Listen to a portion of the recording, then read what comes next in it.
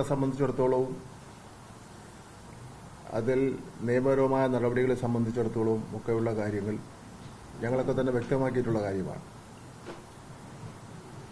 ഇതിന്റെ പ്രശ്നങ്ങൾ തുടങ്ങുന്ന അവസരത്തിൽ തന്നെ ഞങ്ങൾ പറഞ്ഞു, കേരളത്തിന്റെ സംസ്കാരം നമുക്ക് ഉയർത്തിപ്പിടിക്കുവാൻ പ്രത്യേകിച്ച് ഒരു ജനപ്രതിനിധി MLA ഭാഗത്തുനിന്ന്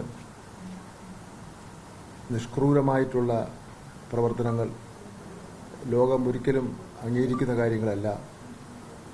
വിട്ടുവീഴ്ചയില്ലാത്ത നടപടി നിയമപരമായി സ്വീകരിക്കുന്നതോടൊപ്പം തന്നെ അദ്ദേഹത്തിന് MLA ആക്കിയ പാർട്ടിയും സ്വീകരിക്കണമെന്ന് ഞങ്ങൾ ആവശ്യപ്പെട്ടിട്ടുള്ളത്. കോൺഗ്രസ് പാർട്ടി അത് അറച്ചു നിൽക്കുകയായിരുന്നു. യഥാർത്ഥത്തിൽ കേരളത്തിൽ യൂത്ത് കോൺഗ്രസിന്റെ ഒരു മുഖമാണല്ലോ ഈ സുഹൃത്തെന്ന് പറയുന്നത്. അപ്പോൾ ഒന്നും രണ്ടുമല്ല, ഡസൻ കണക്കിന് വരുന്ന പരാതികൾ ഇത് വന്നുകൊണ്ടിരിക്കുക.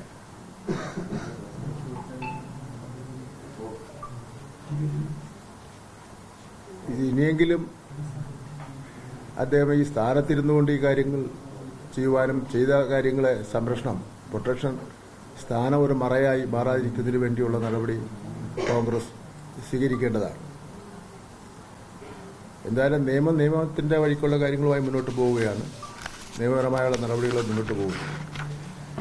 ഇപ്പോഴും കോൺഗ്രസ് ക്യാമ്പുകളിൽ നിന്ന് നല്ല പിന്തുണ ഇദ്ദേഹത്തിന് കിട്ടുന്നു എന്നുള്ളതാണ് നമുക്ക് ലഭിക്കുന്ന വിവരങ്ങൾ. അതല്ലെങ്കിൽ ഇത്രയധികം കുറ്റകൃത്യങ്ങൾ ചെയ്ത ഒരു കുറ്റവാളി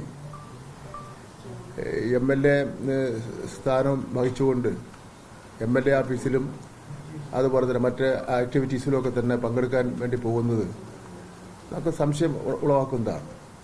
പക്ഷേ കേരളത്തിന്റെ ജനങ്ങളുടെ സമാധാനവും മനസാക്ഷിയാണ് കോൺഗ്രസ് മനസ്സിലാക്കേണ്ടത്. ഇത്രയും പ്രശ്നം ഉണ്ടായിട്ട് പോലും അതിനുശേഷം പൊതുപരിപാടികളിൽ പങ്കെടുത്തിട്ട് പോലും ഒരു പ്രകോപനം ഉണ്ടാക്കുന്നതിന് വേണ്ടി കേരളത്തിലെ ജനങ്ങൾ തയ്യാറായിട്ടില്ല. എന്തായാലും വളരെ വളരെ മോശമാണ്. കോൺഗ്രസ് തന്നെയാണ് ഇക്കാര്യത്തിൽ ഇതിന്റെ ഉത്തരവാദിത്വം ഏറ്റെടുക്കേണ്ടത്. ഗവൺമെന്റ് എന്നുള്ള നിലയിൽ ചെയ്യാൻ കഴിയുന്ന കാര്യങ്ങൾ മുഴുവൻ ചെയ്തിട്ടുണ്ട്. ഗവൺമെന്റിനെ സംബന്ധിച്ചിടത്തോളം ഒരു കാര്യമുണ്ട്. ബഹുമാനപ്പെട്ട മുഖ്യമന്ത്രി പിണറായി വിജയൻ അധികാരത്തിൽ വന്നതിന് ശേഷം ഒരുപാട്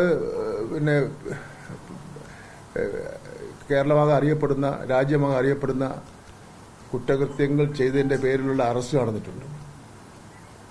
പക്ഷേ ഇന്ത്യയിലെ മറ്റൊരു സംസ്ഥാനത്ത് നടക്കാത്ത നിലയിലുള്ള നിയമ നടപടികൾ മുഖം നോക്കാതെ തന്നെ പോലീസ് നിർവഹിക്കുന്നതിന് വേണ്ടി തയ്യാറായിട്ടുണ്ട്.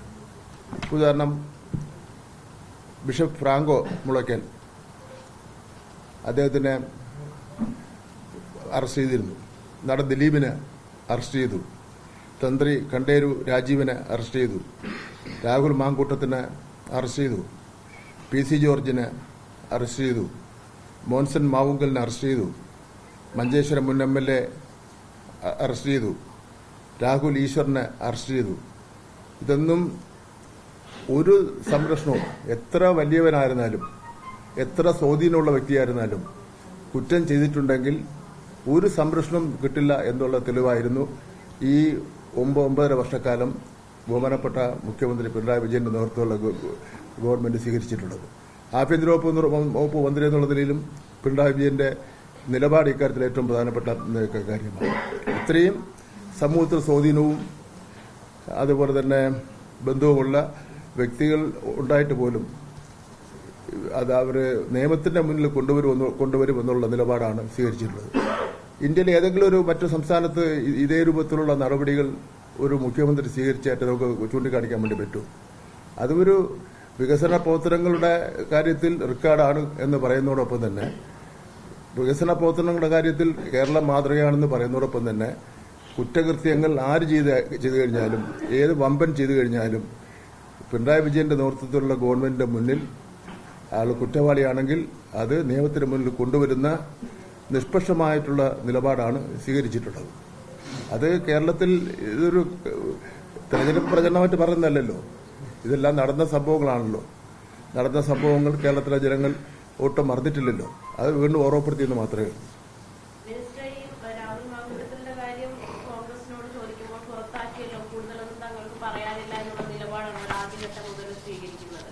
ഒരിക്കൽ പോലും അങ്ങനെ ഒരു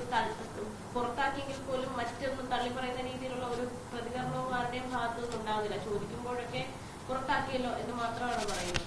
ആ സസ്പെൻഷൻ പോലും ഇത്ര കാലത്തെ ഒരു സസ്പെൻഷൻ എന്ന് പറയാൻ പോലും അവർ തയ്യാറാണ്. ഇത് കോൺഗ്രസിന്റെ ഉന്നതങ്ങളിലുള്ള ആൾക്കാരും, കാര്യം ഉന്നതങ്ങളിലുള്ള ആൾക്കാരെന്ന് വെച്ചാൽ നയപരമായി തീരുമാനിക്കേണ്ട, സംഘടനാപരമായി തീരുമാനിക്കേണ്ട ആൾക്കാരും രാഹുൽ മാങ്കുട്ടവുമായി ഉള്ള ഒരു കൂട്ടുകച്ചവടമാണ്.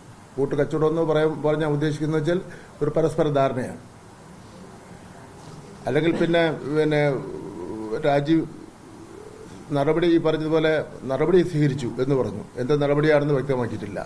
എന്ന് മാത്രമല്ല, നടപടി സ്വീകരിച്ചാലും കോൺഗ്രസിന്റെ നേതൃത്വത്തിന് MLS തന്നെ രാജിവെക്കണമെന്ന് പറഞ്ഞാൽ രാജിവെക്കാതിരിക്കുമോ? അപ്പം ഇത് കോൺഗ്രസിന്റെ ഒരു മുഖമാണ്. അതാണ് ഞങ്ങൾ പറയുന്നത്. കേരളത്തിലെ ജനങ്ങൾ മനസ്സിലാക്കേണ്ടത് കോൺഗ്രസ് ഇതൊരു വ്യക്തിപരമായ കാര്യമാണെന്ന് കണ്ടാൽ തന്നെയും ഇത് കോൺഗ്രസിന്റെ ഒരു മുഖമാണ്. ഈ സ്ഥാനമാനങ്ങളിൽ ഇരുന്നുകൊണ്ടാണല്ലോ ഈ കാര്യങ്ങൾ ചെയ്തത്.